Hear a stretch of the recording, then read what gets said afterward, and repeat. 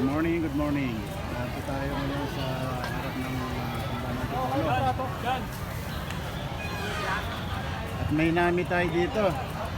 Si Sir Andre Marquez. Napakamura ng dala niyang bike. Ito po, hindi pwede magbike ng nag-iisa sa mga malalayong lugar.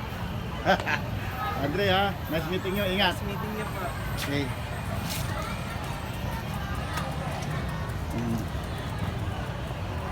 Po. Sa mapagpalang araw ng linggo sa inyong lahat, mga mahal kong subscribers and followers.